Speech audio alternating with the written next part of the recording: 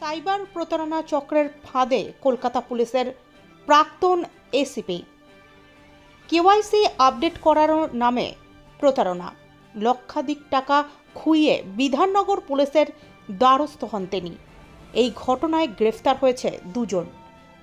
Police সূত্রে খবর, কলকাতা পুলিশের প্রাক্তন এসিপি লেকটাউনের বসবাসকারী প্রাণকৃষ্ণ ঘাটা নভেম্বর মাসের 26 তারিখ লেকটাউন থানায় একটি অভিযোগ দায়ের করেন।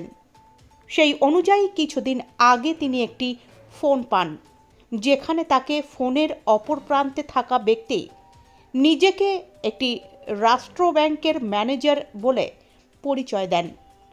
এরপর ওই ব্যক্তি প্রাক্তন এসিপিকে নিজের কথার জালে ফাঁসিয়ে নেন বলে অভিযোগ। এরপর ওই ব্যক্তি প্রাক্তন এসিপিকে তার কেওয়াইসি আপডেট করার জন্য মোবাইলে একটি অ্যাপ ডাউনলোড করতে বলেন। সেই মতন নিজের মোবাইলে ওই অ্যাপটি ডাউনলোড করেন তিনি।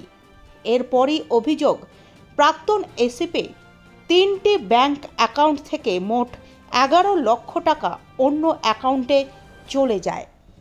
প্রতারিত হয়েছেন বুঝতে পেরে লেকটাউন থানায় লিখিত অভিযোগ দায়ের করেন তিনি। লেকটাউন থানা থেকে এই কেসের তদন্তভার নেয় বিধাননগর সাইবার পুলিশ।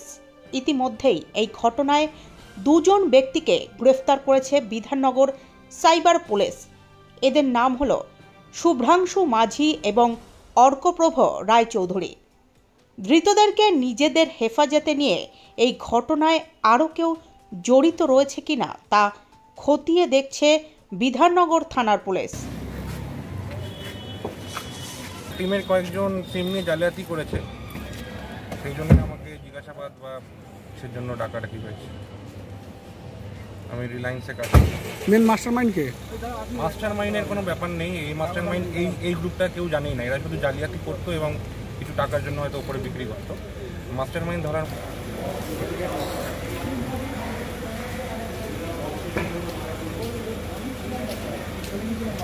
ঘটনা ঘটেছে।